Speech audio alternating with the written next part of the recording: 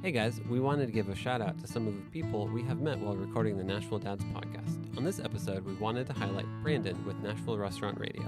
If you're interested in the Nashville food scene, this is the podcast for you. Brandon has some of the most influential people in the Nashville restaurant community on his show. So check it out. Follow him on Instagram at Nashville Restaurant Radio. Welcome to another episode of the Nashville Dads. This week, we have on musician and author Phil Madeira. We talk about lessons he has learned from co-parenting and his parents, setting boundaries, and our belief in God. We hope you enjoy. So, yeah, tell us about you, Phil. How many kids you got? Well, I have two daughters. Okay. And they are 31 and 33. Okay. And they're fantastic. I mean, we're very close. I treasure them to this day. One thing about being a father or even just being a parent, I think,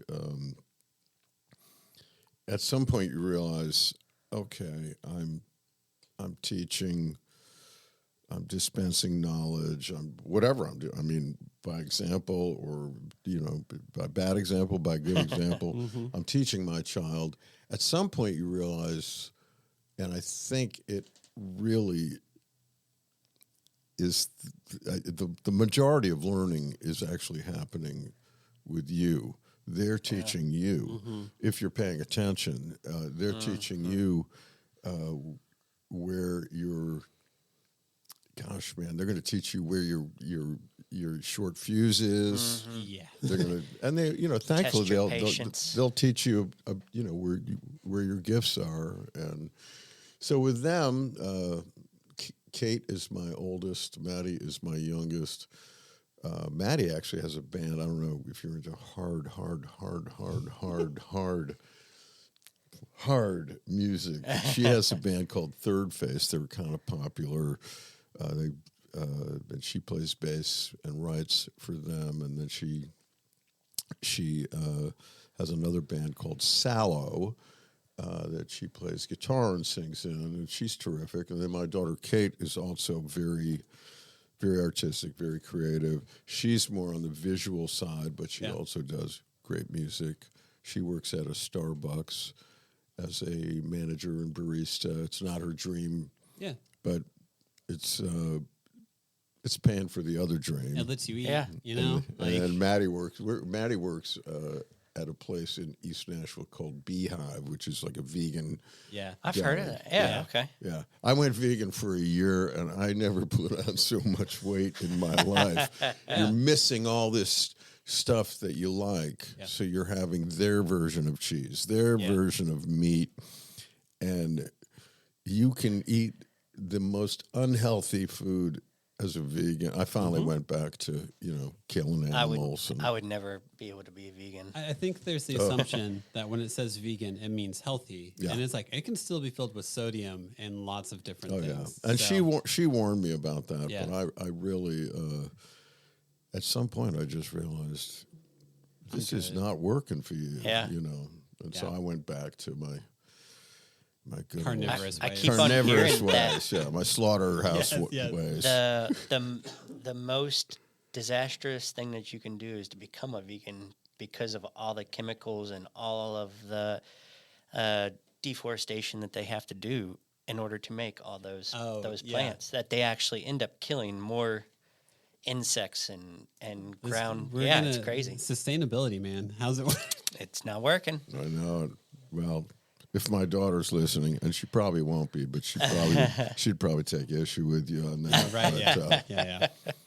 But yeah, there is that ethical thing. I know at some point she's an ethical vegan, which means that, how animals are treated. So I'll have to ask her about. Well, what about that termite?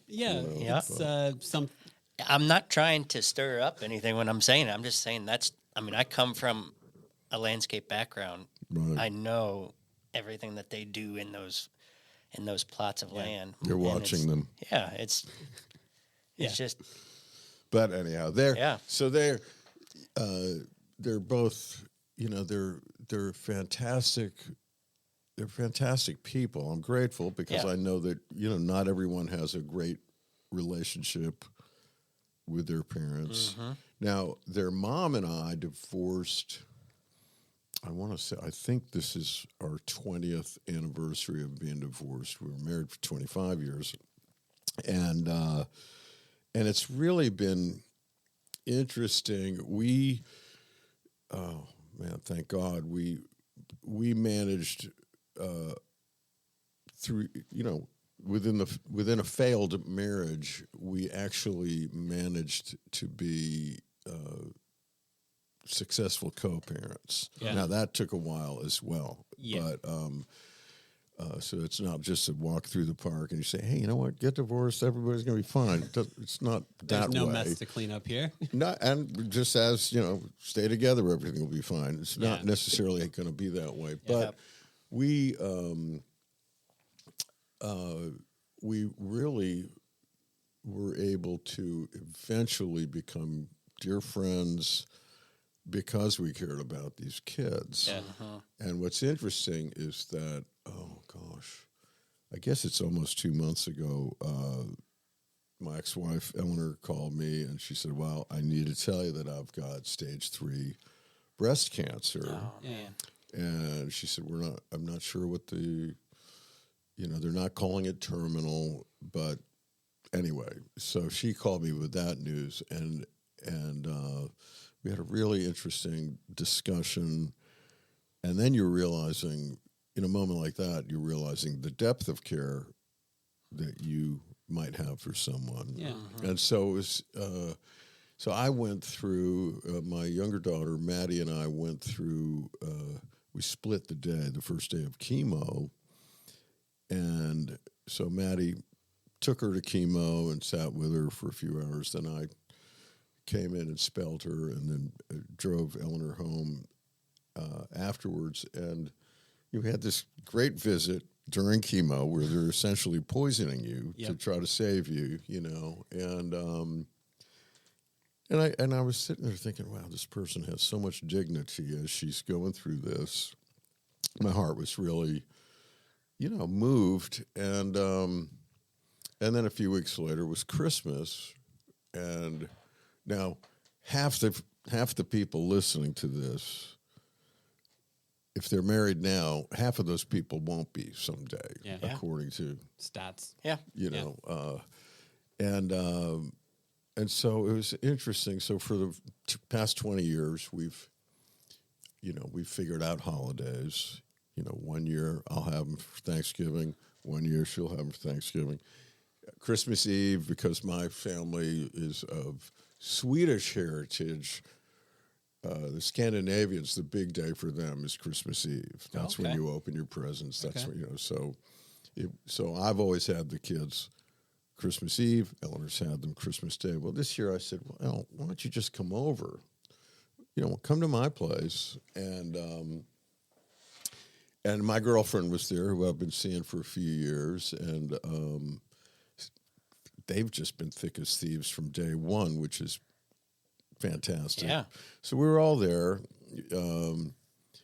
And Eleanor texted me later that evening, and she said, "I love our family."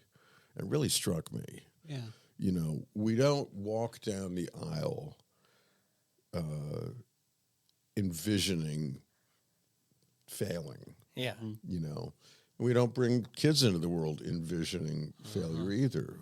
Everything we do is pretty much with hope and with some people even with a plan. I've never had a plan in my whole life, but the interesting thing to me is that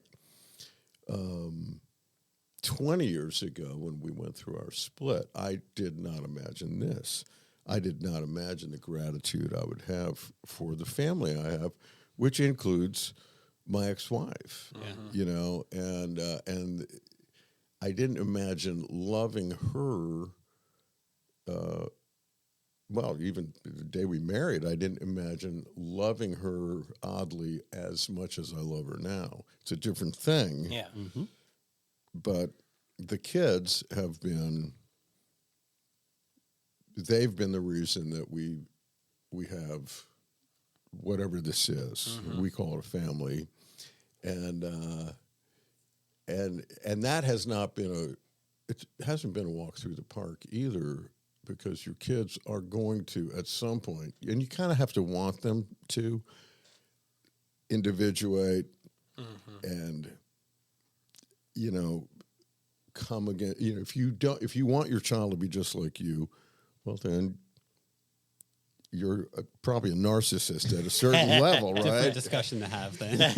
And so with the kids, they've both challenged us at certain points in our life, and then at this stage of the game, and I'm talking my head off, so this is great. So you can cut in your questions later, split me up, but they, they've both challenged the.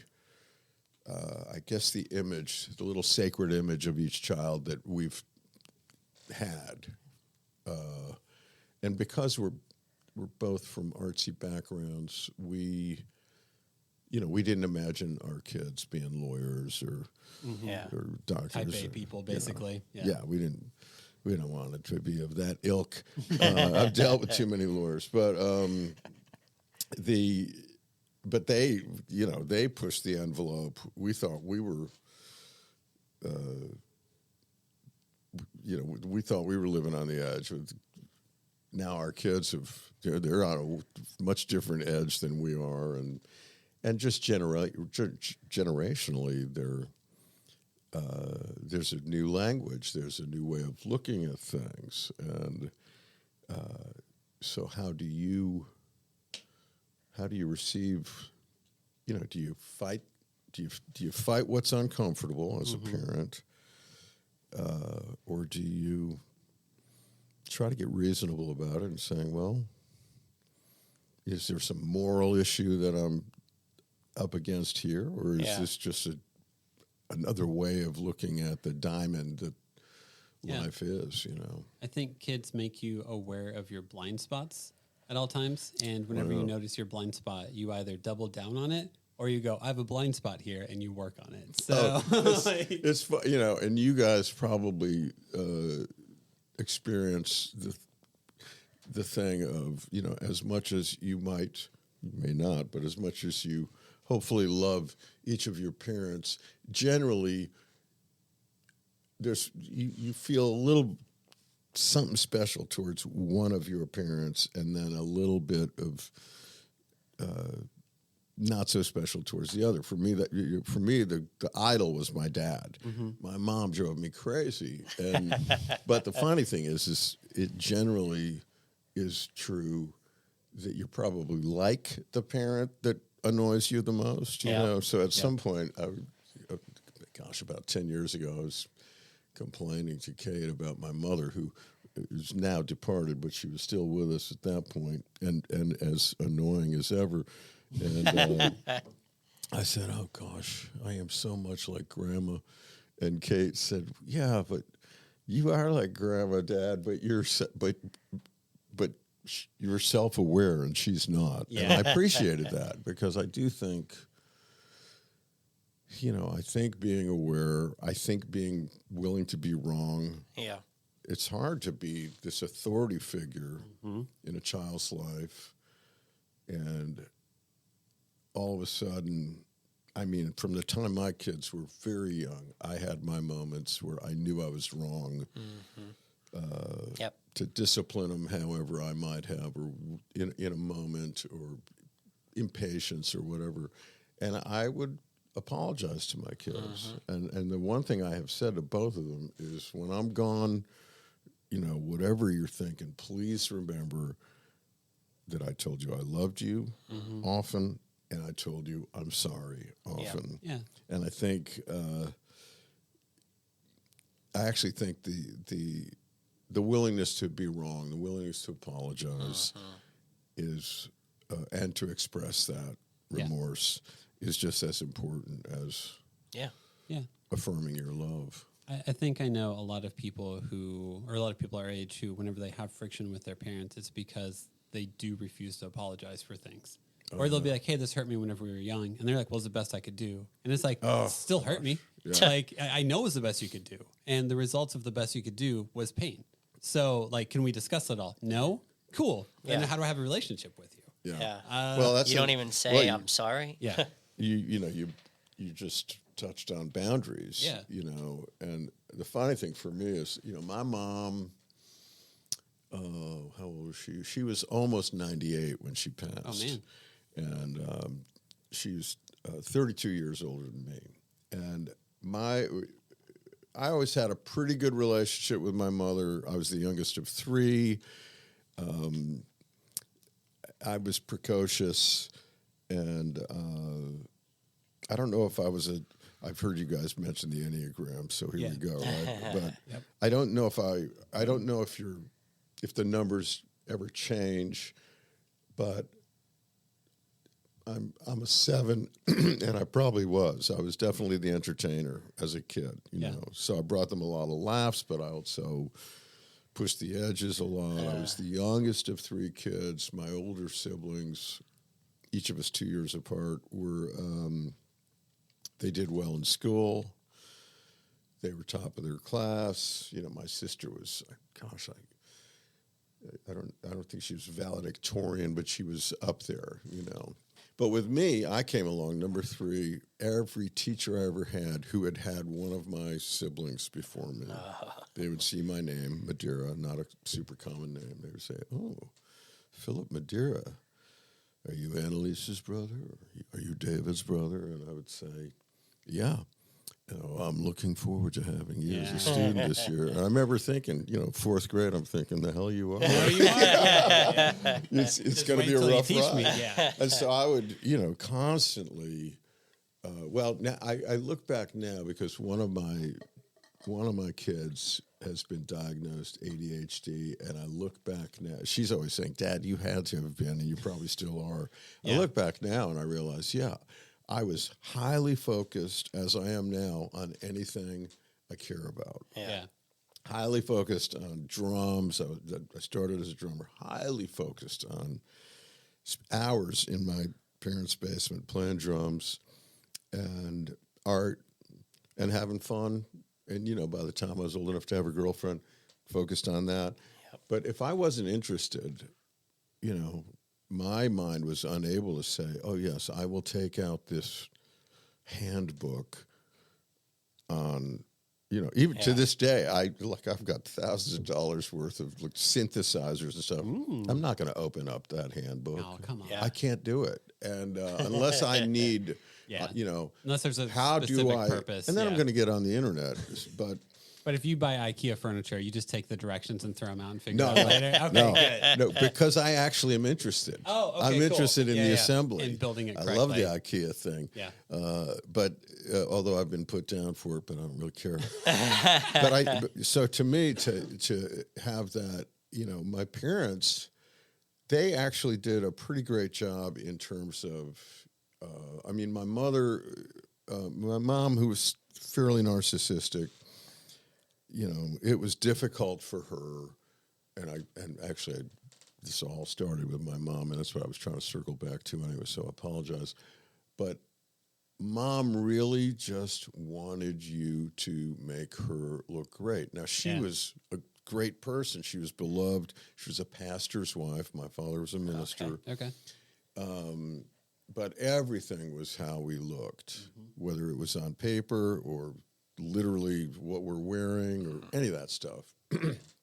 All these years later, I get divorced. And, oh my gosh, my mother was, telling her was super hard because I didn't really feel like the details were her business. Yeah. But I felt like, and there was no scandal, there was no other woman or any of this stuff. But I felt like I had to share details with her so maybe she would allow me. She needed a biblical reason. That's a word I really get tired of hearing, especially in Tennessee, man. It's a nightmare. But so I remember just trying, having to strategize to tell her, hey, we are splitting up.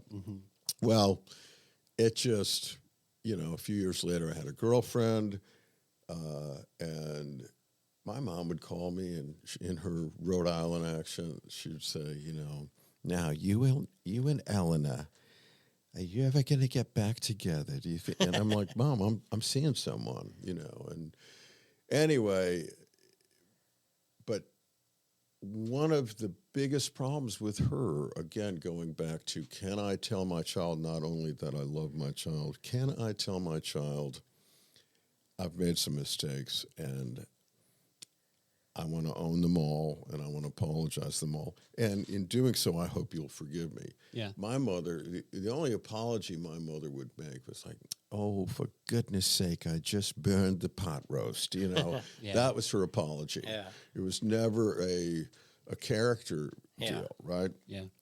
So I finally kind of cut her off.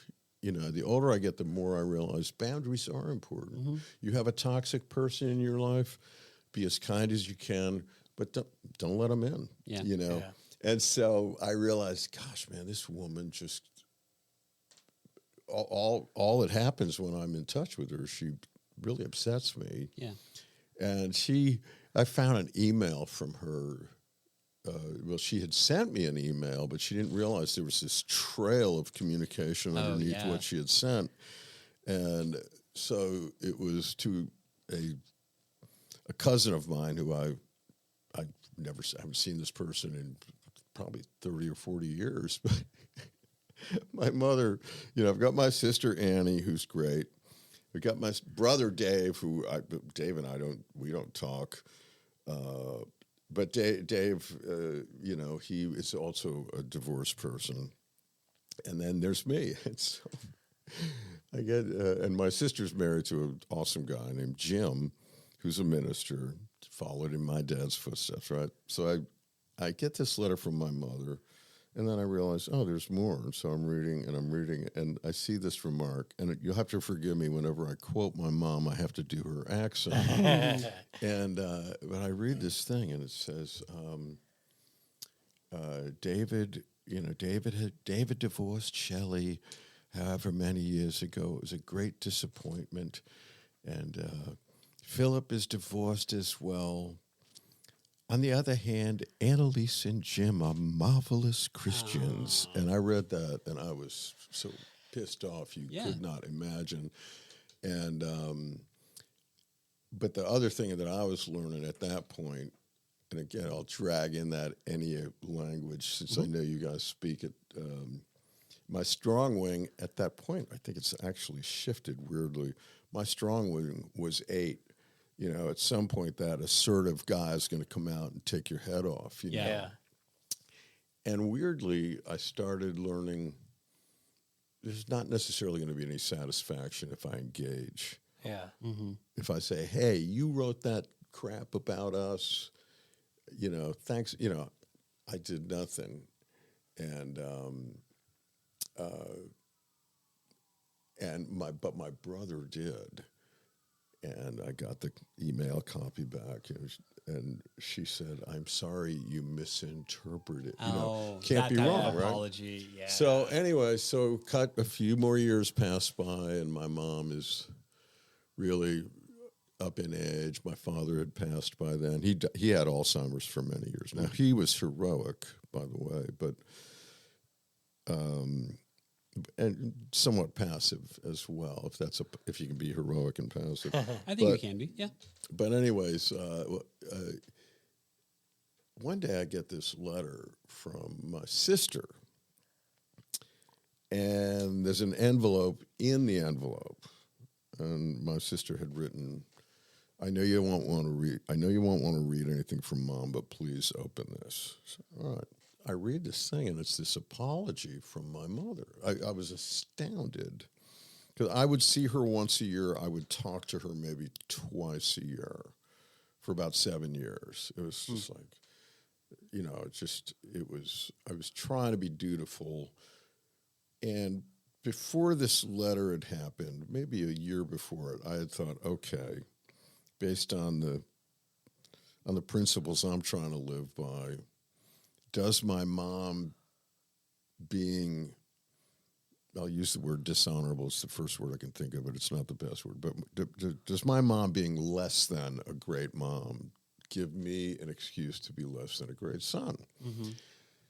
And so I thought, okay, I'll be more in touch with her, and I'll just try to be forgiving, and I'll try to not take it too personally. Yeah. Which is a trait of a 7, the enthusiast. That, if you're not operating at a high level of health, you can over-personalize everything, right? So just don't take it so personally.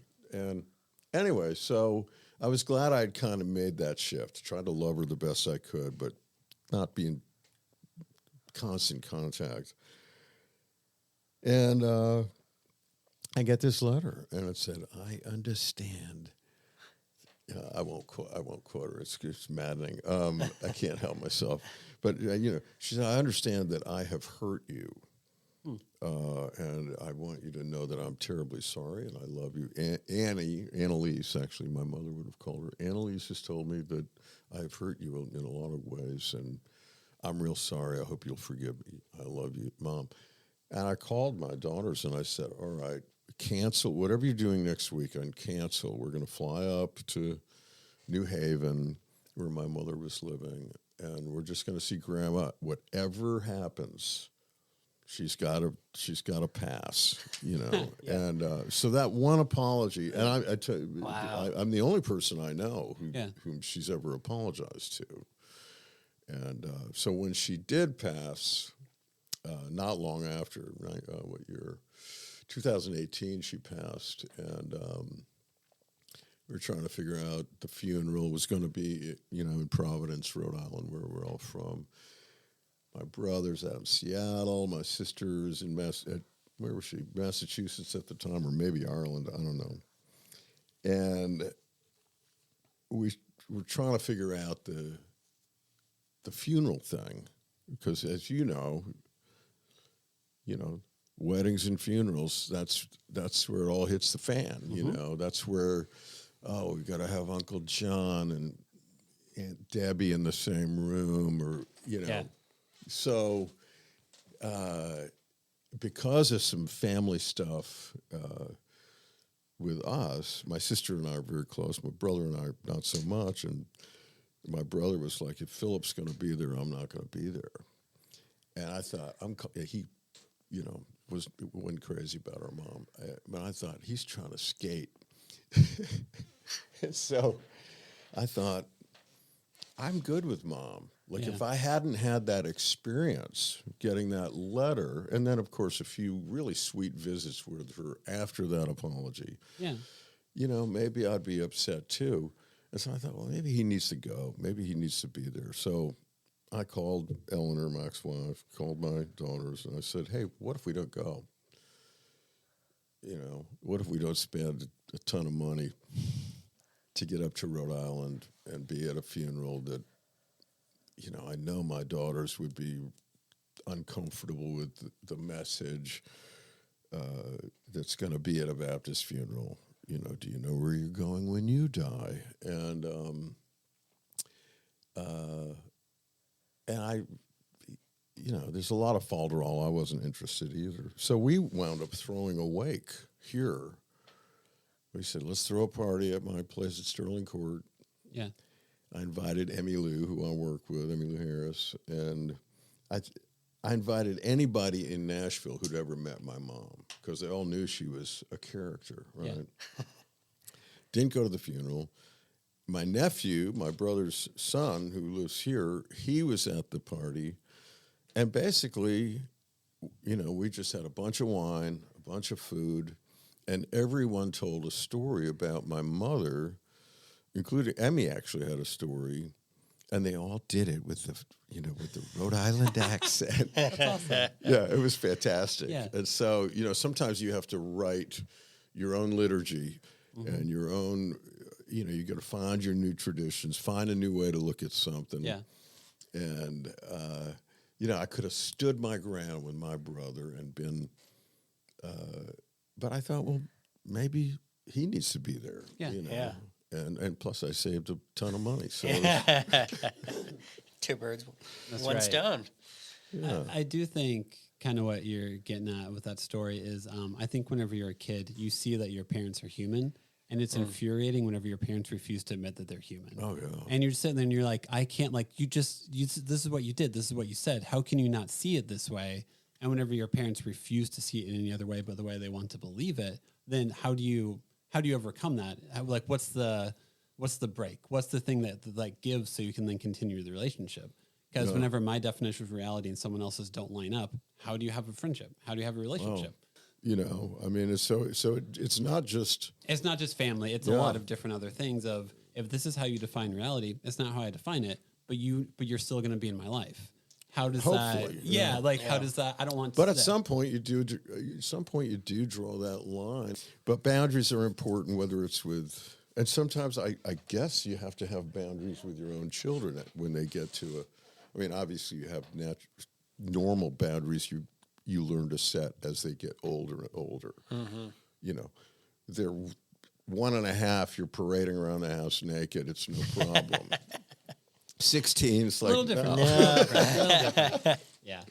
Whenever, were you a single parent whenever you guys got divorced? Like, how old were your daughters whenever you got divorced? Oh, they were 11 and 13. Okay.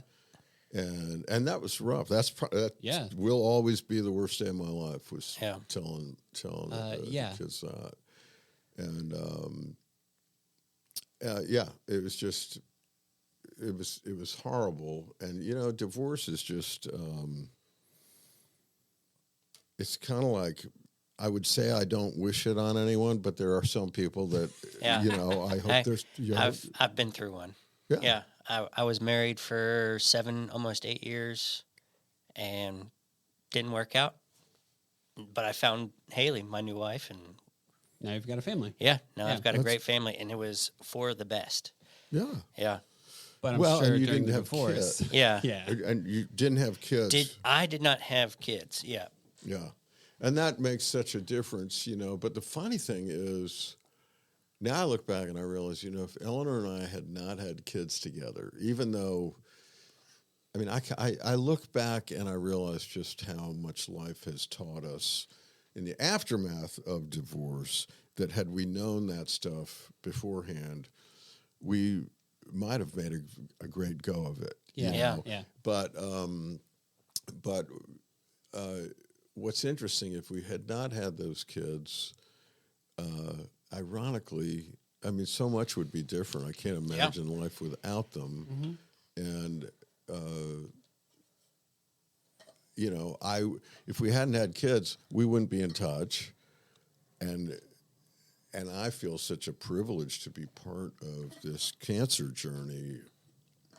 That's great. So yeah, I've only seen my ex-wife once since we divorced outside in public.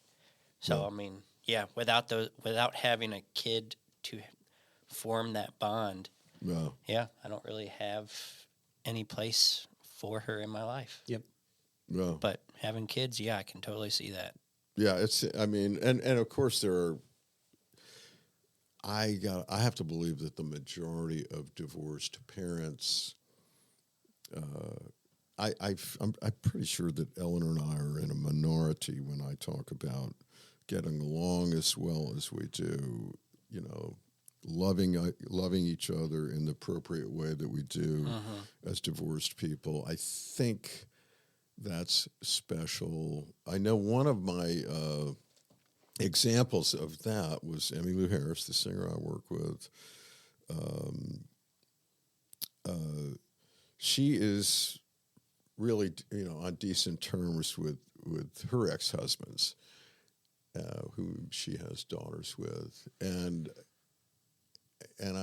I've always been, you know, I was always, in fact, one of her husbands, long after they'd been divorced, produced, the first time I played on an Emmylou Harris record, her second husband was the producer.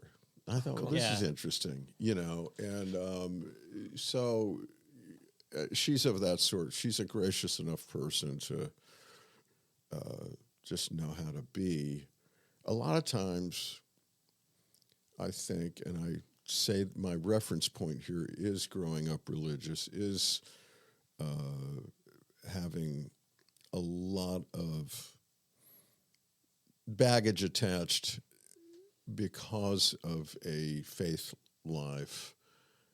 And I think a lot of times religious people who split are really terrible to each other. Mm-hmm. You know, the lack of forgiveness, the lack of everything that, you know, their biblical principles are actually encouraging is absent. And so that's an interesting. Now, the one thing I do want to say that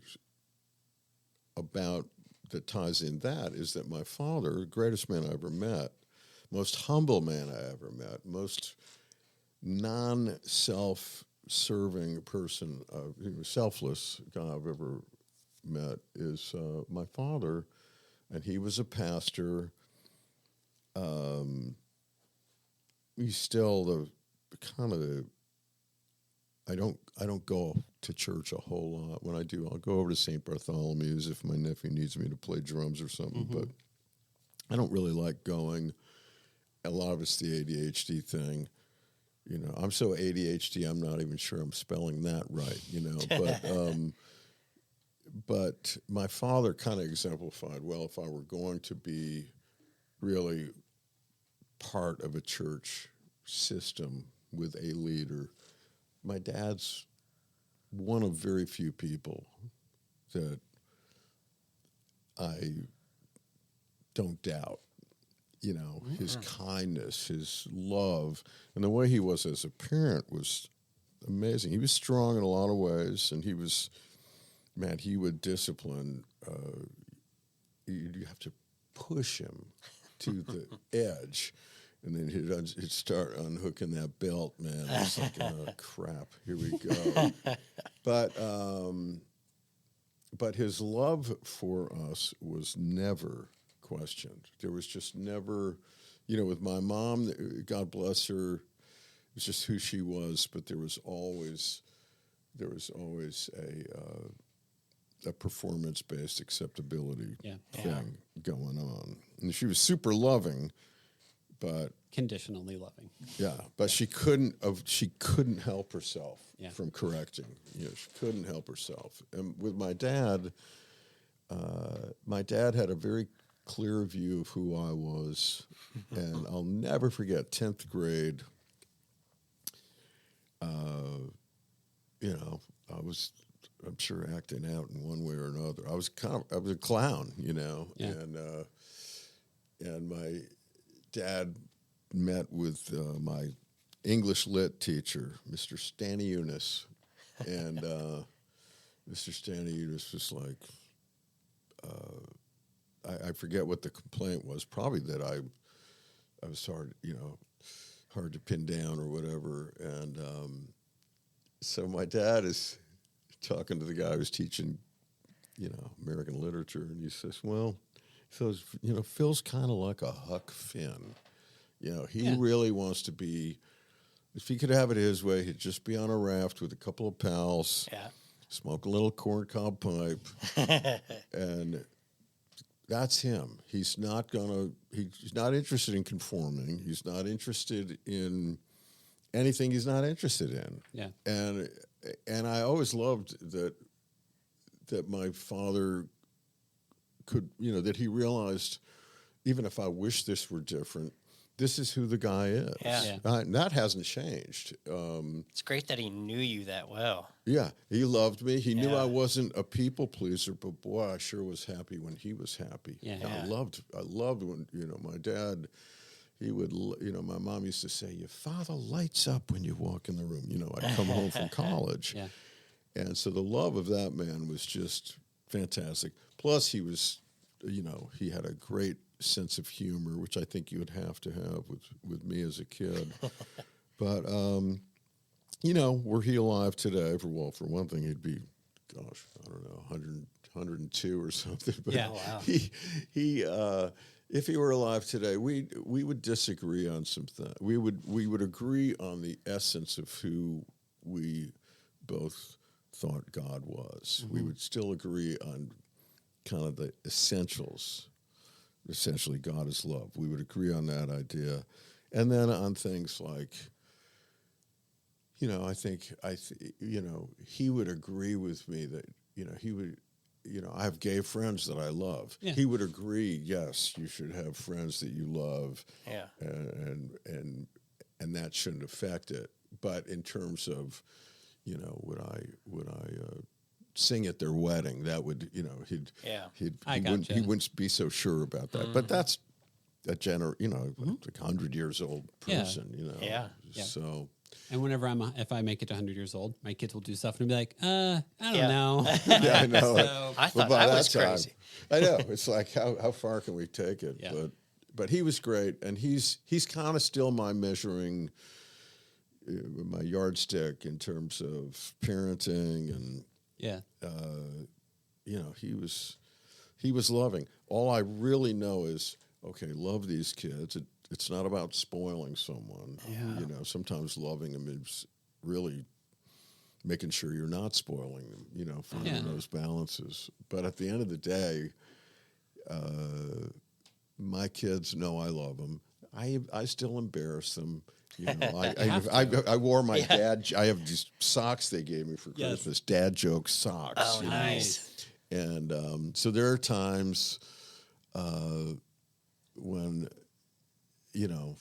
I'll embarrass them, and which is funny to me. I kind of love it. It's like, okay, you can push the edge here, you can push the edge there, and I make a joke with the waitress, and you're squirming, So it's pretty fun, Yeah.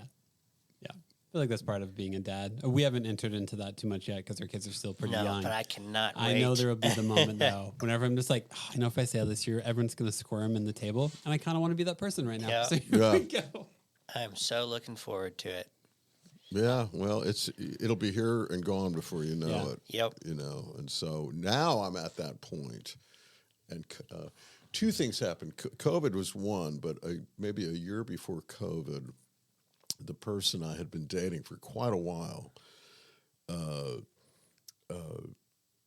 was dying of cancer. I'm like, great, and it's interesting because now revisiting that again, 6 years here I am again, and now my ex-wife is same cancer, same, a lot of similarities, except the way that Eleanor's handling it versus the way this person I had been seeing handled it. And so Eleanor is handling it with dignity and acceptance. She's still got to fight it. Attitude is everything. The other person was angry, self-entitled. This shouldn't be me. And all of a sudden, I was part of the reason that she was ill, and I actually at some point had to draw a boundary and just say, I'm done. I'll always love you. I'll do anything I can do to help you. But at some point, this isn't a good thing. Yeah. And so I'm going to just draw that boundary. Well, that oh my gosh, that turned into this horrific episode several months long before she passed, where she had turned her community against me. It was funny. They were all therapists. She had turned all these therapists against me, which the idea of it is almost like a Gary Larson Far Side cartoon to me. The angry therapists but the therapist who doesn't believe in you. But it just, so it was really kind of this tragic existence. Plus, I actually cared for the person, and it was devastating. But I started to see my daughters. The only reason I bring this up is I saw this transformation in my daughters, where they would come over to my place, they would check in on me, and it was more like, it wasn't just, hey, just checking in. It was like, check. I knew they were seeing, how's he doing? How's he weathering this? And then COVID, that even got cranked up more. They would get my groceries. It was like I was, 69-year-old man, which I was. But you don't feel any older than you did last year, right? So 71, I'm more fit than I was at 41, but I don't feel any older. Still feel excited about life. Yeah. I do know that, things are imminent, right? But it's kind of sweet when your kid all of a sudden pivots a little bit.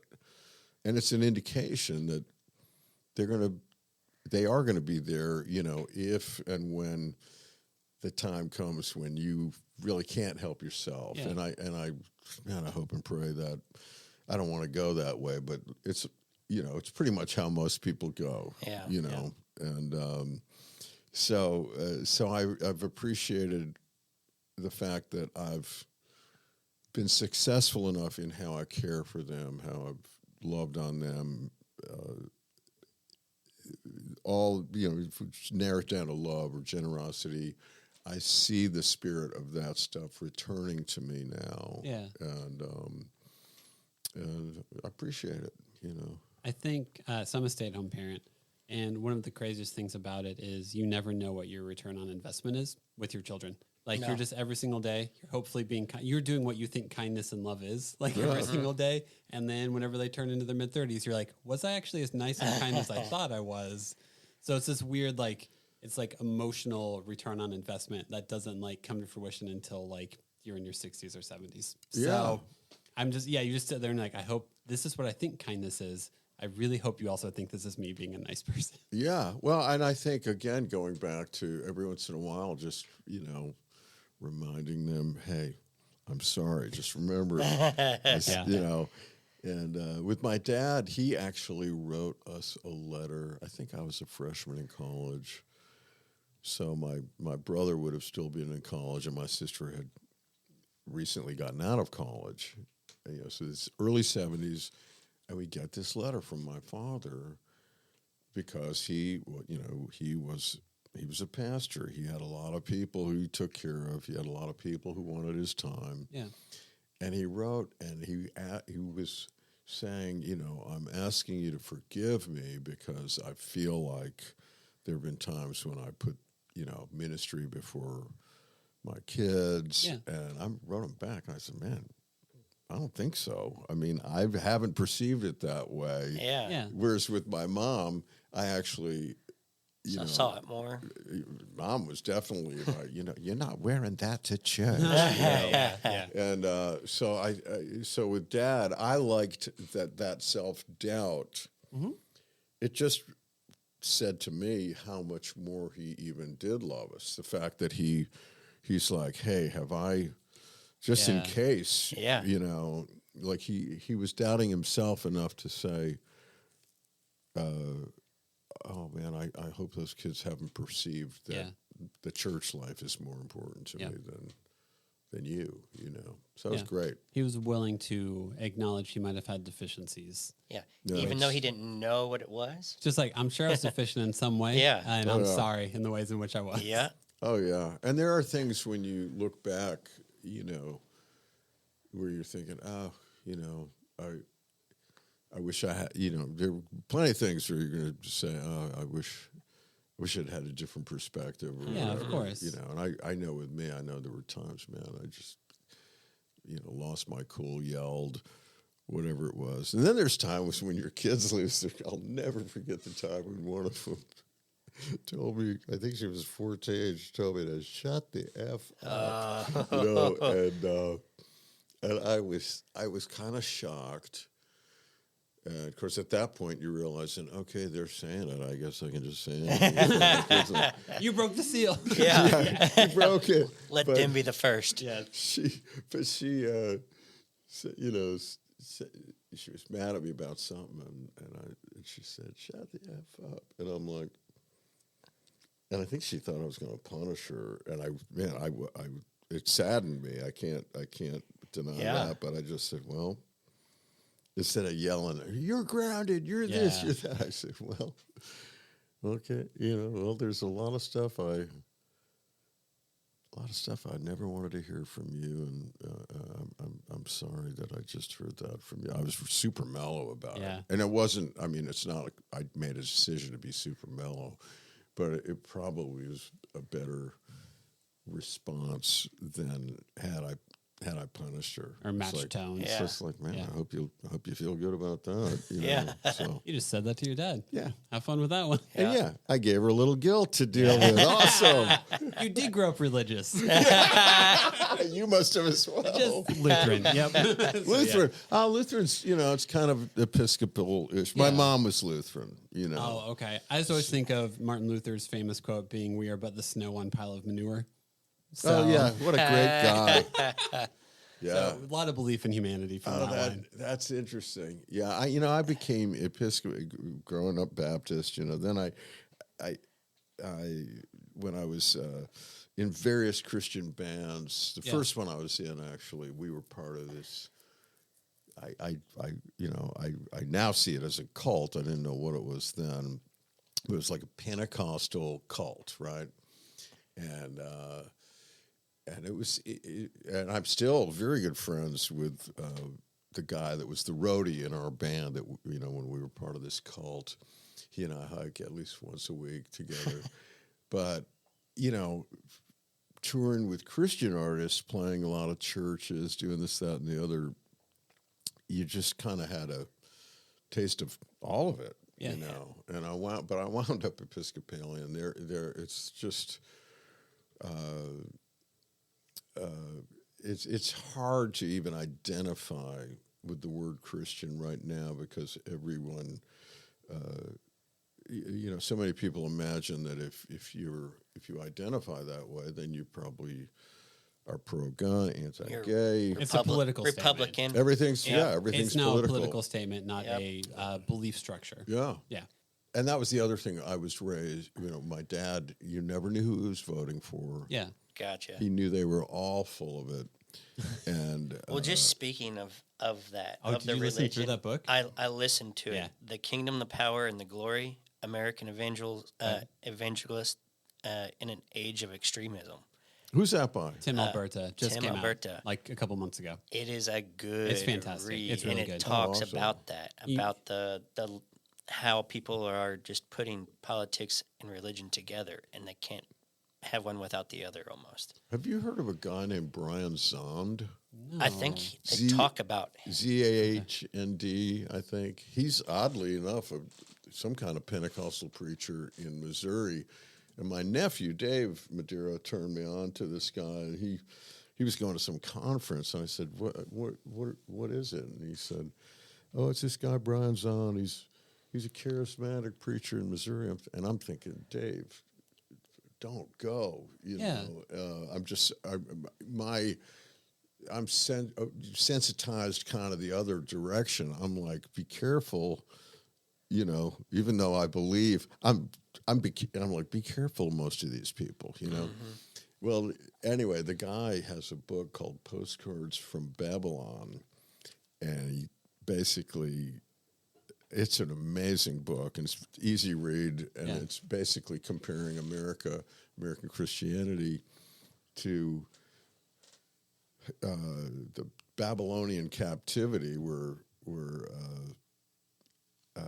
some of the people that were the Hebrew people who'd been captive to Babylon had just been assimilated into the empire. Mm-hmm. And became all about the empire. He talks about how American Christianity, it's all about the empire. It's not about God. Yeah, not about that. Yep. So it's very interesting. And, I love looking at this stuff privately. Also, what's her name? Friend. Kristen Dumez's book, Jesus, John Wayne. Yeah, man. Fantastic book. I've heard about that one. It's fantastic. Yeah, so she's great. And, of course, my kids at this point, they're not at all interested in that culture. They were too close to it. Yeah. Now, had we raised them in a place like Rhode Island, maybe it wouldn't have been that way. But we unwittingly had them, I think, around too much of it. Yeah. And we didn't really understand. We didn't understand what was going on ourselves in terms of this is a political movement here. Of course. And I think the fastest growing religious denomination is none, as in like they choose nothing. Yeah. Is like consistently what's stated. Yeah. Is like, what's the fastest growing religion? It's no religion. Yeah, and that's actually not a bad choice. I don't think it is either. And I think I don't worry. Like I'm not worried about the faith of my kids being, my faith being replicated. Yeah. To me, I'd rather have them have a genuine experience, a genuine something they've come to on their own than something that I fashioned for them. Yeah. And it's weird. My father, I'll come back to him since it's a dad thing. Yeah. He remains the pinnacle of what a person of true, sincere, beautiful religion looks like. And it's just hard to keep that picture in the frame with so much crazy, I really don't like religious people, Yeah. The Episcopal thing I like because they're not all, they don't care if you're on the page. They're not like, okay, now, fellas, do you, they don't have their points of theology that you've got to ascribe to. They're just glad you're there. They recognize that you're on this is, of course, how I think it is. I may be wrong. But they recognize everybody's on a trajectory of thought, whether thought it means faith or not. Everyone's on a trajectory of either acknowledging spirit or not, right? And some are just very much in this place of feeling like they have a relationship to God, they can speak and maybe hear back, and others are at the opposite end of that. And if they're showing up, well, the table's open to you, and we're glad you're here, and we respect your journey. And that, otherwise, I really hate organized religion. Yeah. Apart from that little sliver, I'm eyeing the pie you baked me. Apart from that, I get why people hate organized religion. It can never ultimately it's never about God. It eventually isn't about God. The quote that defines how I feel about it the best is from Richard Rohr, and it's that religion is for people who are terrified of hell, and spirituality is for people who have been through hell. Yeah. And that's normally the way I envision it. Is like, this person's really religious. They're really scared of consequences and negative consequences. This person seems very deeply spiritual. They've seen some shit. you know? Oh, we swore now. Oh, good. Oh, I broke the seal. Yeah. Right. Fucking A. But, but that's how I view about it also is the people I know who are super, what I would determine religious, seem to do a lot of things out of fear a lot, or fear of consequences, versus I feel like God is mostly about love and learning how to be more empathetic and learning how to love the people that are put in your path. But Devin, they're God-fearing men. Yeah, right? So it's interesting that you mentioned the fear thing, because when I think of my father, I don't remember him. Now, he believed in a hell, I'm sure of it. But I don't remember him saying, here's the reason to follow Jesus, because he's going to burn your ass if you don't. Yeah. Which still kind of blows my mind that anyone thinks this way. That's the sales pitch. Yeah. But that wasn't his pitch. He's so loving. His thing, unless you don't agree with him, then you burn for eternity. Yeah, his thing was, God loves you, and that whole thing, which I believe. But the fear thing, and isn't it funny that we as parents, we can look at ourselves, because how your child feels about the idea of a God is largely going to be determined about how they feel about their father, and to some degree about their mom, but basically because God is seen culturally as a male figure. I think a lot of how a person feels about God, is God ambivalent toward me? Yeah, maybe your dad was. Is God love? So I've always pictured God very similarly in the way I picture my dad. I feel like God enjoys me. I feel like God's for me. I feel like he's gone to bat for me in whatever way. And that's a great way to think about it. But it's because I had this great father. Yeah. Now, if I hadn't had him or if my dad had been like my mom, and again, I truly mean no disrespect to my mom. The fact that we went out well at the end is important to me. And yes. she was far more entertaining than my father. She was amazingly entertaining because of her opinionated ways. And my mother's view of God was, would be playing Scrabble. And she'd be like, "Oh, Lord, when are you going to give me some better letters?" Yes. And so my mom had this view of God that was really about her view of herself. Yeah. I deserve better treatment. And also her unfortunate performance-based acceptability. Yeah. I didn't have that with my dad. And thus I view God that way. I don't worry about hell. Whereas my dad, I'm sure, believed there was a hell. And, when I think about Trump or Hitler or, whoever, I won't mention our governor. Mussolini. Then you're thinking, I wouldn't mind if there were a hell. But at the end of the day, if you're really going to believe in this amazing love and grace, you got to be prepared to see everyone embraced by God and forgiven by God. Yep. And you mentioned Martin Luther, terrible quote that you had, but he has a lot of good quotes. Yeah, some are anti-Semitic, but anyway. But one of his quotes was something to the effect of, when I'm in heaven, I know I'll be surprised to see certain people there, but most of all, I'll be surprised to see myself there. Yes. And wow. I don't necessarily resonate with all of that. No. Because I'm a 7, man. I'll be there. yeah, you'll be there for the party. Be there. That's right. Party. Totally there.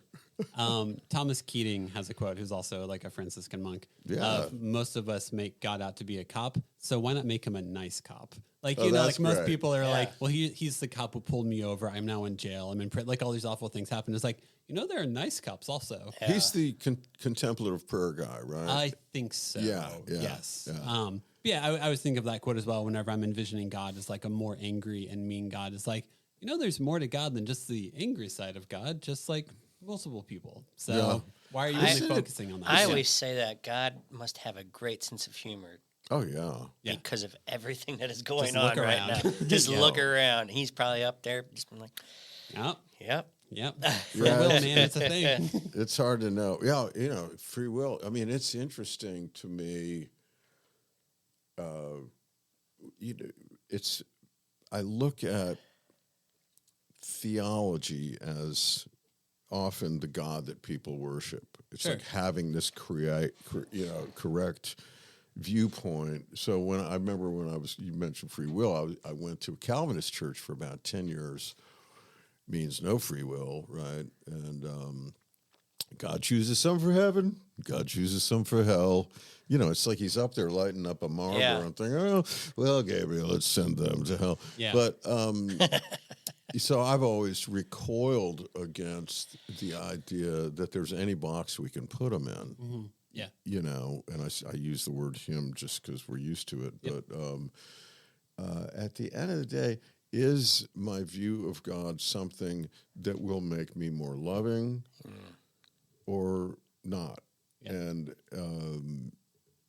because another thing, as a person who is of what I would call strong faith, that faith is strong enough for me to say that I'm also open to being agnostic. I don't really truly know. I believe these things. I've had inklings. I've had the pins and needle feeling or the spidey sense. I've had it all. I've experienced physical healing. I've had enough information that says I think this is true. Mm-hmm. But I've also got to be gracious enough and humble enough. I'm really humble. No, I've got to be humble enough to just say, boy, I could be wrong. It's just my experience. And it's okay. It's okay to question. So whenever, when anyone apologizes to me for being agnostic, I'm like, everybody is. Yeah. The hardcore atheist, oh boy, if you want somebody to try to convert you, man, that is the worst one of all. It's the one that doesn't believe anything. Yeah. It's maddening. Yeah. It's like, I didn't find it. I'm like, why are we so excited? There's nothing. There's absolutely nothing. Believe in nothing with me. I know it. Crazy. It's my favorite Big Lebowski quote is, oh, that's Dada. He's a nihilist. Must be exhausting. It would be. Yeah, just remembering how to spell it. I know. I can't do it, There's an H in there somewhere. There's a G in there somewhere, maybe? Well, Justin. Yes. Do you want to start wrapping the episode down? Yeah. Okay. So, how we finish our episodes is we ask every guest the same 5 questions. okay. So, we are now looking it up on our phone. Yep. As we Yeah. All right. So first question. What were your kids' backup names?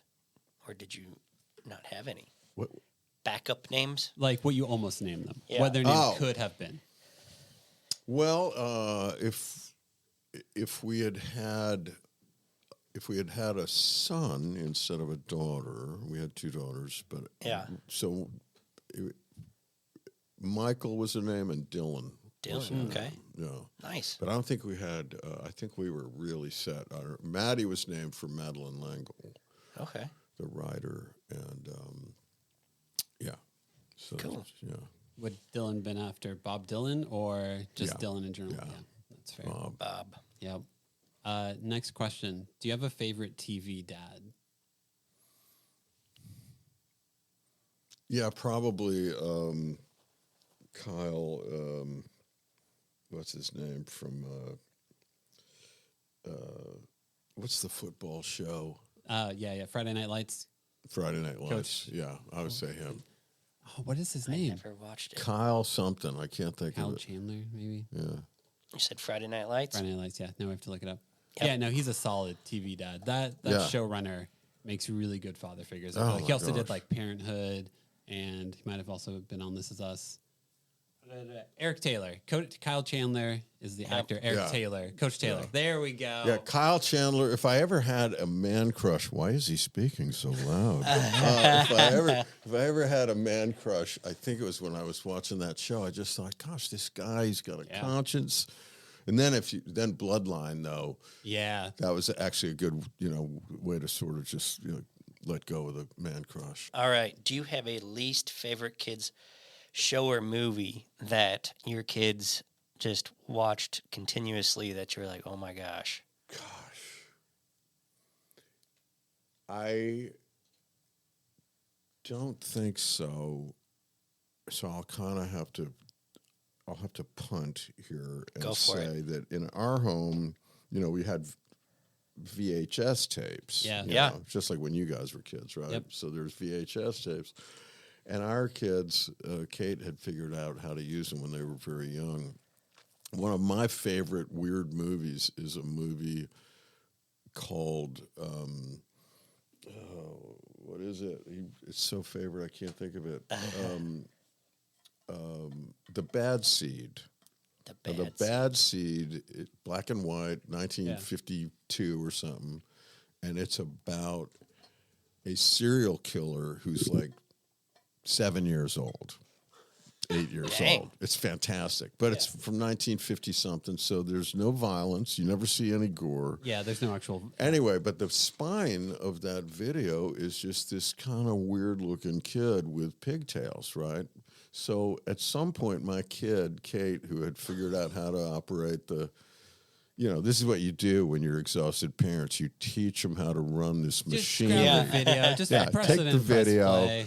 You're smart enough to know how to do this. Well, anyway, so one day we realized that at probably 5 and 3.5, Kate and Maddie are sitting there watching this really bizarre movie, but it's,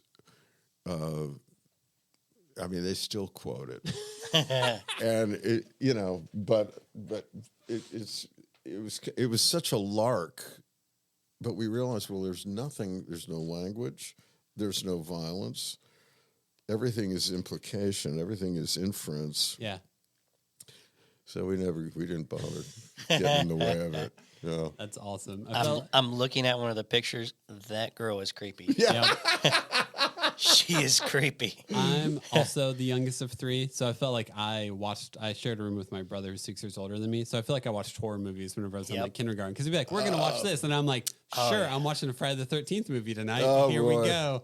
And my parents would come up and be like, what did you put on the TV? Like, that is pretty funny. My sister was 7 years older than me, and whenever she had friends over, they would watch those horror movies. Yeah, but I'd have to sneak in there and like watch behind the, the couch. Everyone's in a room doing something, and you're like, what's going on in there? You told me no. Now I'm going to figure out how to get in there. Yeah. So, but yeah. Next question. Do you have a favorite like kids toy? Like, do you remember a toy that your girls would play with that you actually enjoyed playing with them? Or activity. You could do activity also. Well, we used to do, we had, tickle dad type stuff. And then they had this thing, what did they call it? The leap. I think it was the leap, where I'd lay down on my back like you guys have done, and I'd have my hands up like in touchdown position. Yeah. And they would run and they would land, they would leap into my hands, and then I'd flip them. Yeah. So they'd land in front of me, and that was something they loved doing. I'm trying to think of actual. That's a good answer. That's solid. Yeah, that's solid. Yeah, that's it. You go with that one. Stick with that one. Yeah. Yeah. All right. What moment of your kid's life are you most excited to be a part of, or in past? Probably right now. I just think every day. You do have these moments of where they may have achieved this, that, or the other. Honestly, I think in this season of their mom having a serious illness, just seeing how grown up they are, how responsible they are in the ways that actually matter. Yeah. They don't have impressive jobs or anything like that, but those are not the things that matter to me. Yeah. And but I do love being a part of watching them create, and I do love being a part of them as my dear ex-wife had said, I love our family. So I just think the now, That's awesome. And I hope that I hope I'm around for a long time. Yeah. To watch it. Yeah. Here's the moment of the show where we normally give people an opportunity to promote themselves. Do you want to say, like, if we want to follow you on Instagram, what's your Instagram handle? Anything you got going on? Yeah. Well, my last name is spelled Madeira. A lot of people want to put the I before the E. It's like I made an IRA deposit, right? Or George Gershwin made Ira write the lyrics. Anyway, it's philmadeira.net is where you can find a book I've written called God on the Rocks, about just me wrestling with this, that, or the other. I'm not going to call it deconstruction. I'm so sick of that word. That has its own subculture now. I know. And to me, it's like, well, who's bragging about this? Yeah, Isn't this something that people of thought do? We just reflect on our thoughts and we question our own thoughts. Anyway, so I've got a book on there, and then I've got probably about 13 or 14 albums. One of them is a Christmas record that I did, that I put out this past year, called A Mercyland Christmas, which has some guest artists, and I'm real proud of it. Cool. So philmadeira.net, then Instagram is Phil Madeira, and Facebook is also Phil Madeira, and I think that's it I've got for social. And we can find you. My last name also is EI as opposed to IE. Oh. So I usually say I before E, except for me is my ridiculous obnoxious. Oh, I like that. Yeah, except for me. Except for me. So Yeah, we just find ways to be cute and annoying all at the same time. That's annoying. It's almost like, you almost sound like Dana Carvey. Oh, yeah. Me. Yeah. Grew up on a lot of 90s people. Anyway, Phil, thanks so much for your time, man. Thank you guys. It was a lot of fun. Yeah, man. It was. Thanks so much. Great talking to you. Thank you. Yeah.